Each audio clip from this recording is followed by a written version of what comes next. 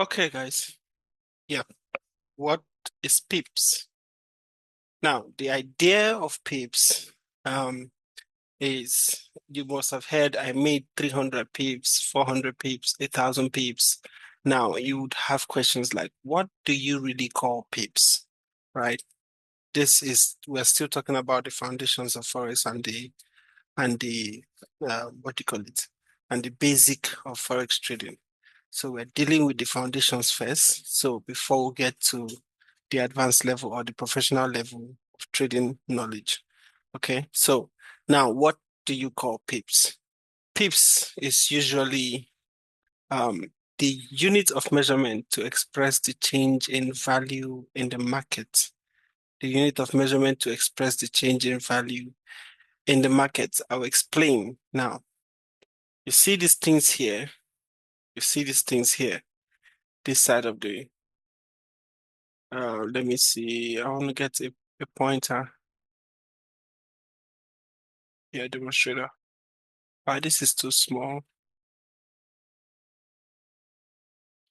Yeah. So yeah. So now you can see. So you see these things here in this line. You see, I'm on the right hand side of it. So these things here are known to be the exchange rates. I know you must not be used to this. This is tradingview.com. This is usually the site that most traders use to analyze their trades and before they get to take their trades properly in probably MT5 or any other platform, right? So, but in this place now, you have on the right hand side, some people usually it's always on the left, but in this case, you have these numbers here signify the exchange rates between this pair and this pair, between this market and this market. It's kind of like Bitcoin and USD. So the exchange rate between that. So if I zoom in, let me zoom in. Yeah, let me zoom in. Sorry. So at this moment now, BTC, Bitcoin is at, yeah, at this moment, Bitcoin is at $78,341. So per one Bitcoin is $78,300, right? So that is what is called. So this area is the rate of exchange, while this area is the time and the day, or rather the period. So in this time frame, we are at 1 hour time frame. It just simply means each of these candlesticks represents 1 hour. So if you come here to daily, you would have this. So each of the candlestick on here represents 1 day. So if you notice how the dates here shifted, this is the starting of May. May started around this period. We are currently in May 17. Yeah, we're currently in May 17, which is on a Sunday. Okay. So so yeah, that's what it means. So the for every single move, for every time market moves either upward or downwards, for every time market move either upward or downward, that little move, that singular push above or below, if you notice how these numbers are changing, you notice you see this is 35 for now. You see now it's 30, it's 29, right? So for every single time market shifts, that's what they call a pip. So it moves per pip. So it's kind of like the unit of measurement to measure the change in the value of this exchange rate, right? So yeah, that's it basically. Let's go back to yeah. So that is what is here, the unit of measurement to explain the change in the value of the exchange rate or of the market.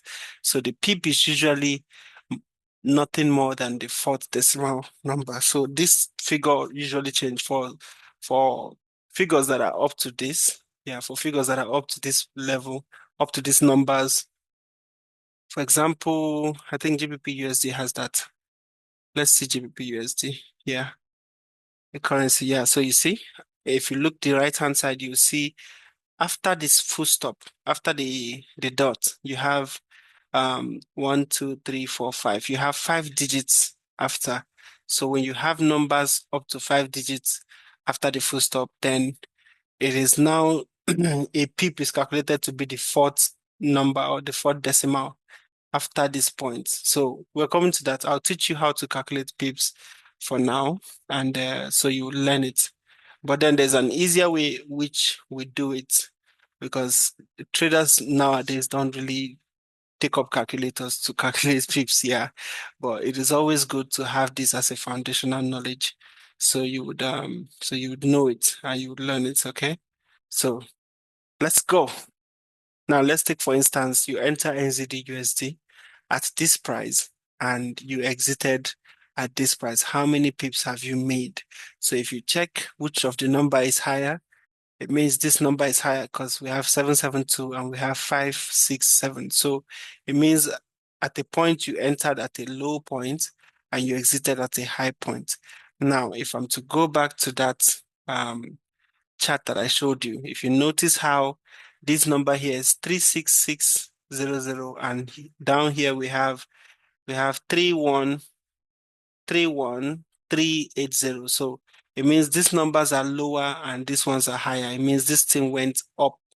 You get, it's increasing in value as the more is going up, right? So where we entered that trade from right now, where you entered from is a lower point, because you see the number here is lower. This is 56567 and this is 56772. So you entered at a lower point and you exited at a higher point. So you should already know that when you're in the market, for you to buy, you buy at a low point and you sell at a high point. So because it's low and the person went up and this trade went up, you exited at a higher number, it means you bought the market. Okay, so now let's calculate the pips. So if you pick up your calculator and you run these numbers, you subtract this number from this or this from this, however. So this is what you're going to get. The value is in this format. It's in this format, 0.00205. Now, like I said, if the number is 5 digits after the dots, then it is now the fourth decimal place. What I mean is when you move this 1, 2, 3, 4, so it becomes whatever whole number is here is the pip. Why the one after the dots now you've done is now going to be called the pipette. All right. So for an easier way to do these things, you could just subtract it by this, or rather divide it by this. But I want to show you how it is. So this is it. So the figure is here, the dot was here. Yeah. So when you move it 4 times, 1, 2, 3, 4. So it becomes 20 or 20.5. Yeah, so it is now 20.5 pips. So let's take 4. Let's take another one. Yeah, it says some brokers offer prices that are up to 5 decimal figures after the full stop or comma. Much, um, much more accurate, but the pips always remain the fourth digit. All right, so let's do another one. This is another 5 decimal number after the dot or after the full stop. So we have this number, you entered at here and you exited at here, which is higher. The second number is higher. And then we did how many pips? So you're subtracting one number from another, and this is what you're going to get. So usually in your calculator, you would have like 709 something. Yeah, but it's around the same number. Okay, this was a typo error, but it's around this same number. So you're going to get something like this. So if you move the decimal place into the fourth place, you're going to have 1, 2, 3, 4. Remember, this market was a buy because it started from a low point, ended up at a high point. So it's a buy market. So you got, when you move your decimals to the fourth point, it's going to land you here.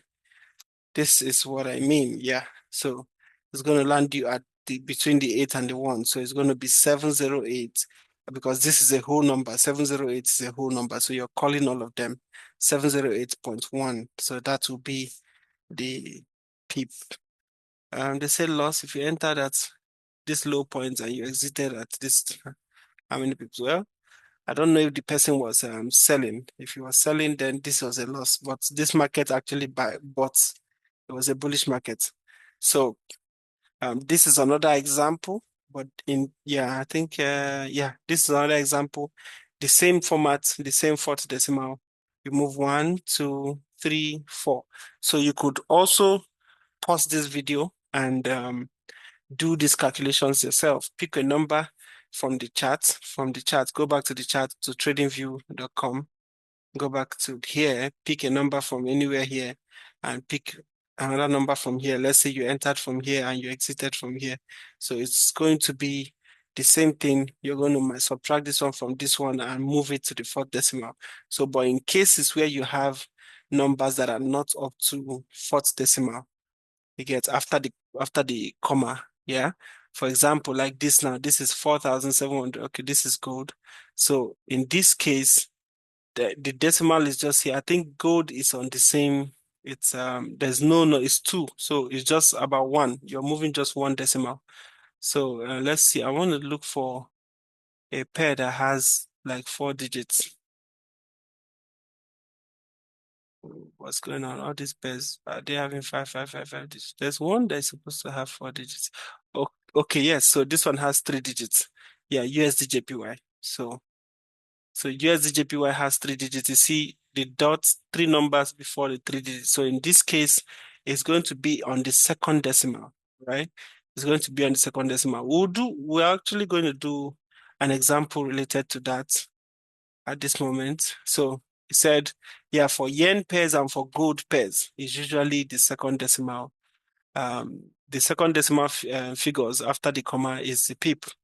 Therefore, the fourth pip is no longer the fourth. The fourth pip, the Forex pip is no longer the fourth decimal, but the second decimal place, and the pipette becomes the third. Okay, so like the USDJPY, like I just called for you. So you have 3 decimals, 3 numbers after the comma, after the full stop, right? We have 3 numbers. So let's take an example of this. This is 5 number. So the pip is this, and the pipette is the last one after the dot. So you end it after this one. So, but in this case where you have 3 numbers, the pip becomes the second decimal place. You have 1, 2 after this one. Yeah, it becomes second, and whatever is left here, it becomes the pipette. So in this case where you also have numbers like this, you get numbers like 1, 2 in this form, the pip becomes the third, the third decimal, right? And this one also the same. I don't know what number is this. Okay. All right, let's take one example of something like that pair. So in this pair we have, you could do this, pause this video and do this one and come back to play it to see if you get the answer, if you got the answer. So do this, your entry is here and your exit is here. First of all, you entered at a low number and you exited at a high number. So it means the market was a buy. So you're going to determine if the market was a sell or if it was a buy. So you pause the video and do these calculations. And if you get it, come back and fast forward it to see if you're actually correct. Is that good? Okay. So now this is the answer. So when you subtract this number from this number, you're going to get something like this. All right. So remember the pip is in your second decimal. So you move 1, 2. So it becomes 848.9 pips. This would have been a good buy anyway. So yeah. You entered from this point and you exited at this point. So I hope this is clear now. You now understand what the pip is and what the pipette is. So that is it for pips. I'll see you guys in the next video. Bye.